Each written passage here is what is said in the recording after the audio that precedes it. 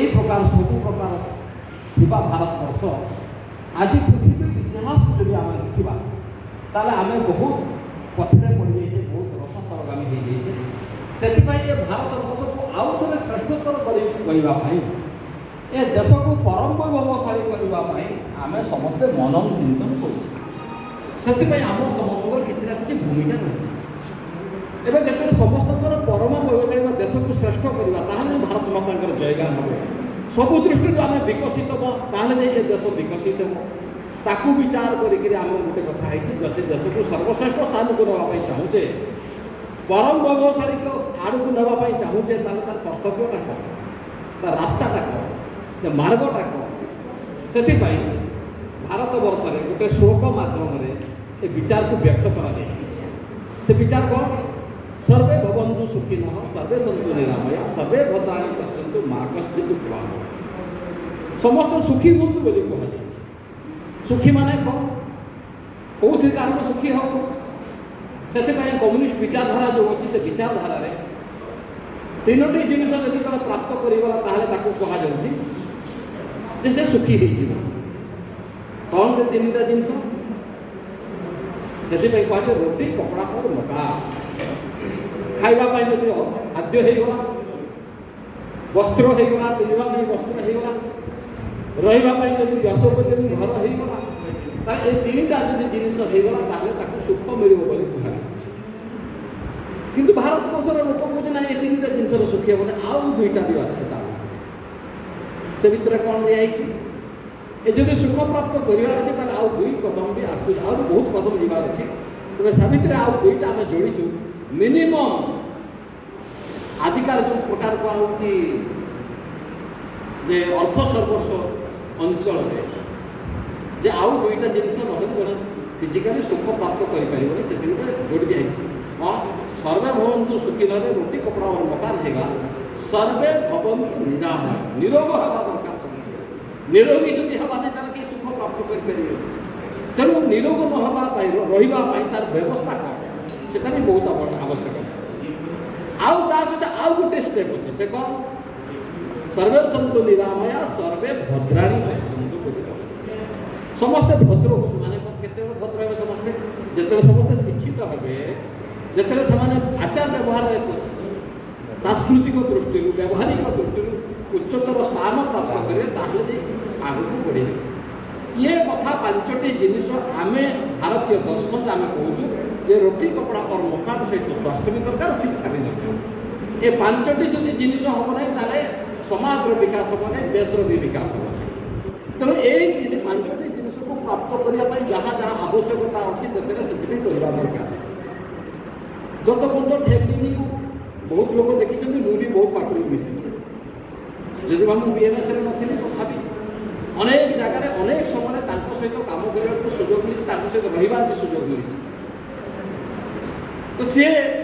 ତାଙ୍କର ଜୀବନୀରେ ଗୋଟେ କଥା ଆସିଲା, ଏବେ ମୁଁ ଶୁଣୁଥିଲି, ଜୀବନୀରେ ବି ଲେଖା ହେଇଛି, ଆପଣମାନେ ବି ଜାଣିଛନ୍ତି, ପଢ଼ିଥିବେ, ଯେ ସିଏ ରୁଷ ଗସ୍ତରେ ଯାଇଥିଲେ। ରୁଷ ଗସ୍ତରେ ଯାଇଥିବା ସମୟରେ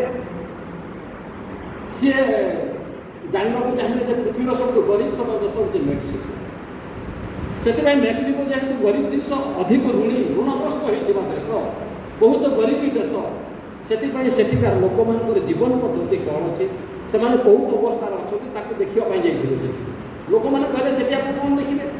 ସେ କହିଲେ, ଯେଉଁଟା ସବୁଠୁ ଗରିବୀ ଗାଁ ଅଛି, ସେଇ ଗାଁକୁ ମୋତେ ନେଇ ଚାଲ। ସେଠିକାର ଲୋକଙ୍କର ଜୀବନ ଧାରଣ ଅବସ୍ଥା କଥା ମୁଁ କେମିତି ଦେଖିବା ପାଇଁ ଚାହୁଁଛି। ଆଉ ବାସ୍ତବିକ ସେଠିକି ଦେଖିଲେ, କି ବିକଟାଳ ରୂପ ଦେଖିଲେ। ଆମେ ଭାରତବର୍ଷ ବହୁତ ଆଧୁନିକ, ଅନେକ କଥା ଡେଭଲପ୍ ହେଇଛି ବୋଲି ଆମେ କହୁଛୁ, କିନ୍ତୁ 2 ବର୍ଷ ତଳେ ସୁକିନ୍ଦା ଅଞ୍ଚଳରେ, ନାଗାଡ଼ା ଗ୍ରାମରେ, ସେଠି ରହୁଥିବା ଅଧିବାସୀ ଲୋକଙ୍କର ଯେଉଁ କରୁଣ ଦୃଶ୍ୟ ଦେଖିବାକୁ ମିଳିଲା, ବାସ୍ତବରେ ଏଇଟା ଗୋଟେ ବିକଶିତ ରାଷ୍ଟ୍ରର ଉଦାହରଣ ନିଆଯାଇ ନପାରେ। ତେଣୁ ଆମର କହିବା କଥା ହେଉଛି, କିଛି ଲୋକ ବହୁତ ସୁଖ ସମୃଦ୍ଧିରେ ରହିଛନ୍ତି, ଆଉ କିଛି ଲୋକ ବହୁତ ଗରିବୀ ରେଖା ତଳେ ଅଛନ୍ତି। ସେଥିପାଇଁ ଠେଙ୍ଗଡ଼ିଜୀ କହୁଥିଲେ ଯେ ଭାରତବର୍ଷର ଅନ୍ତିମ ଲୋକ ପାଖରେ ଯେଉଁ ପ୍ରକାର ବ୍ୟବସ୍ଥା ଅଛି, ସେ ତାର ଉନ୍ନତି ଯଦି ହେଇପାରୁନି, ତାହେଲେ ଦେଶର ବିକାଶ ହେଇପାରିବ ନାହିଁ। ସେଥିପାଇଁ ଅନ୍ତିମ ସ୍ଥାନରେ, ଅନ୍ତିମ ବିନ୍ଦୁରେ ଯେଉଁ ବ୍ୟକ୍ତି ଅଛି, ତାର ବିକାଶର କଥା କ'ଣ ଅଛି, ତାର ସ୍ୱରୂପଟା କ'ଣ ଅଛି, ସେ କେଉଁ ପ୍ରକାର ଜୀବନଯାପନ କରୁଛି, କେଉଁ ପ୍ରକାର ତାର ଜୀବନ ପଦ୍ଧତି ଅଛି, ताकू जदि ठीक भाव में अध्ययन करवा ताकू ठीक भाव में आम निरीक्षण करवा ताहले देखिए देशर विकास हो गला बोली कह आम गोटे कथा नारा दौचु कौन नारा दौचु आम कौन बनाता हिंदुस्तान कौन आम तार उत्तर दौचे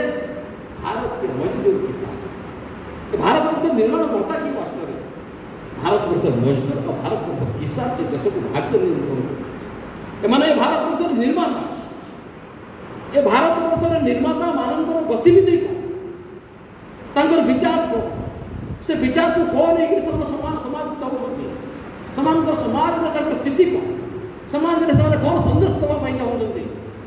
समान स्थिति को से भारत वर्ष जो मजदूर और किसान अच्छी से शिक्षा दृष्टि कौ स्तर अच्छे आर्थिक दृष्टि कौ स्थिति अच्छे विचार दृष्टि से कौ स्थिति अच्छे आर चिंतन दृष्टि से कौ स्थिति अच्छे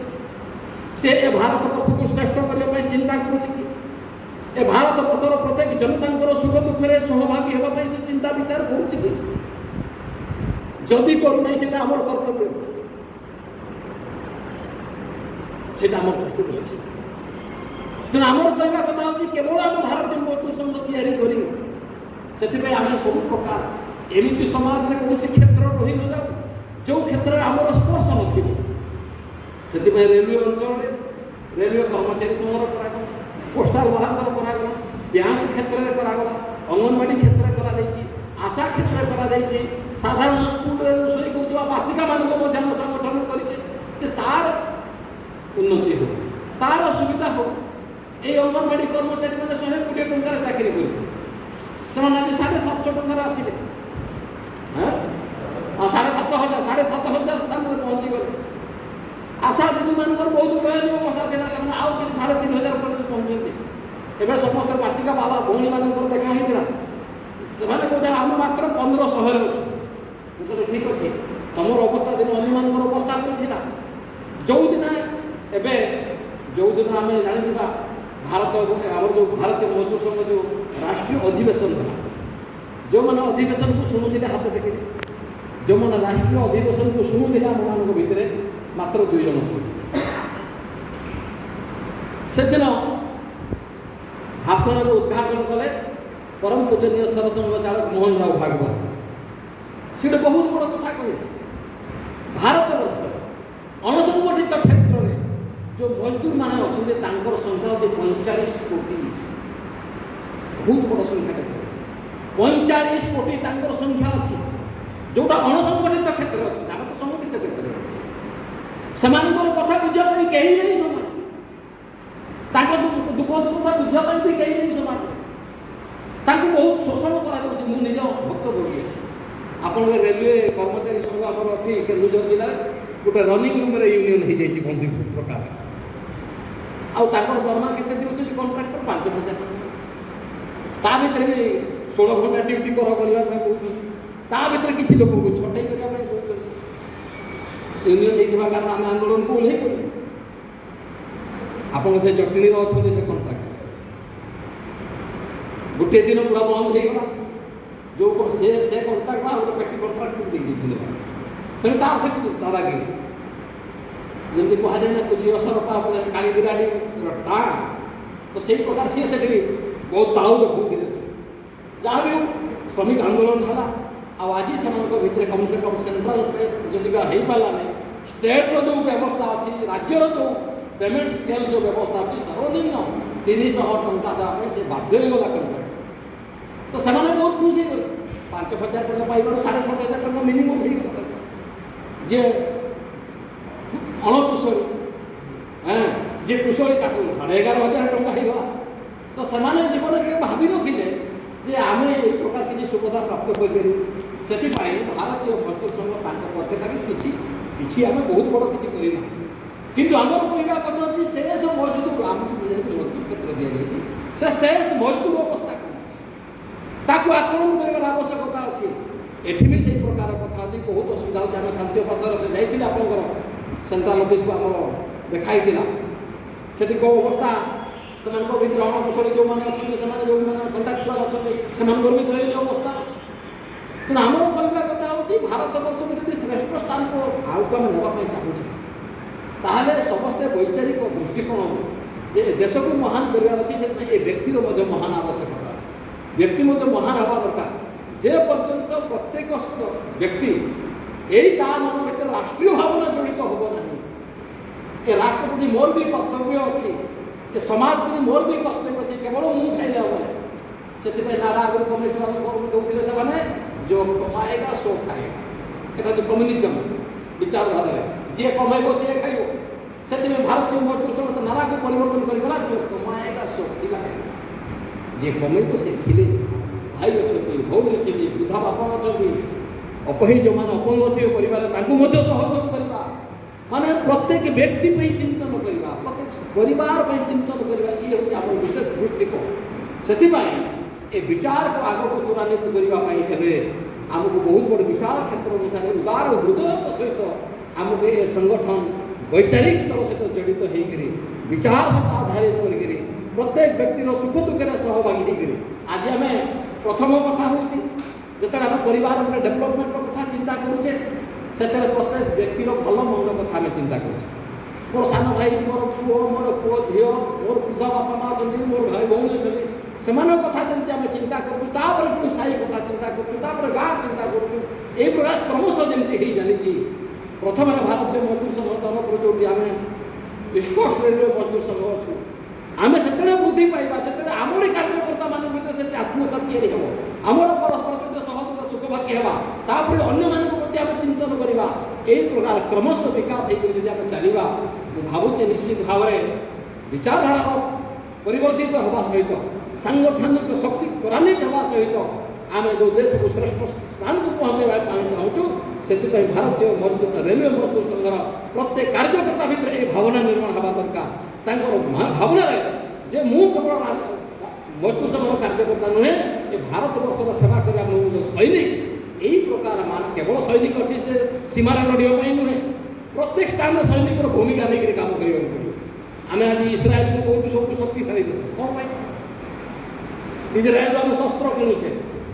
इज्राएल लोक संख्या के इज्राएल लोक संख्या गोटे देश लोक संख्या मात्र 85 लाख मात्र इज्राएल भाई गोटे देश हूँ 85 लाख आज पृथ्वी को अस्त्र सप्लाई करुचे सी आम दोस्तीर हाथ पड़ू अस्त्र ना आम चले पृथ्वीर अधिकांश राष्ट्र को 147 सप्लाई कर 85 कोटी देश देश को कई आड़ आगे देखापी केस साहस करती ना तो आमर कहवा कथा एत भारत भाया विभिन्न देश अच्छे 130-135 कोटी देश जनता अच्छा तेणु विशाल देश में बहुत प्रकार समस्या आसवाटा स्वाभाविक कथा अच्छे तो से दृष्टि आम आम तरफ जी संभावना हो आम तरफ आम जी कर केवल आम श्रमिक क्षेत्र नुहे आम पाख पड़िशा पड़ुवा बस्ती कथा भी चिंता करवा दरकार कि से कौ अवस्था अच्छा आम तरफ कौन ताको सहयोग करे एक भी चिंता कर मानविकता मूल्यबोध दृष्टि मानविकता दृष्टिकोण ताहले जाए समाजव्यापी संगठन छिड़ा हम समाज प्रत्येक सुख दुखे सहभागी होकर आगे बढ़ा मुझे भावुचे आज विशेष किसी कहवा नहीं तेणु मुझे भावुचे संगठन आगे गतिशील हो प्रत्येक सुख दुख सुख भावना सम्मिश्रण हूँ समस्ते राष्ट्रीय विचार सहित समस्ते जड़ित हूँ ए देश सुखे सुखी हवा ए देश दुखे दुखी हवा ए देश शत्रु मोर शत्रु ए देश मित्र मोर मित्र यही प्रकार भावना नहीं श्रमिक जगत को से प्रकार या जेहेतु पाखापाखि 60-70 कोटी लोक आम श्रमिक संगठन अंतर्गत थी कारण ये भारत वर्ष गोटे बहुत बड़े बैकबोन या यार आधार ए राष्ट्र निर्माण हम ए राष्ट्र निर्माण आम समस्त जन कुशली संगठक आ समस्त जन निर्माण आम मजदूर आम भारत वर्ष निर्माण करवा दायित्व मो पाखे अच्छे मुझे भावुची आम ठीक भाव में हृदय मन कर से विचार को उद्बोधन करके ठीक भाव में गतिशील हवा मुझे भावुची संगठन जो विचार रखी जो लक्ष्य रखी से लक्ष्य को पहुँचापी आमको बेसी डेरी लगे नहीं सही दिशा और स्पष्ट नीति हिसाब से आमको चलबार अच्छे भारतीय मजदूर संघ रेल मजदूर संघ कौन आम प्रति निर्देश करुचे ठीक भाव में विचार अवलोकन कर आम गतिशील हवा मुझे भावुँ निश्चित भाव आगामी दिन में ये कार्य बहुत गतिशील हो मोर वक्तव्य समाप्त कर भारत माता की जय वंदे मातरम। बर्तमान कार्यकारी सभापति सभा सांगित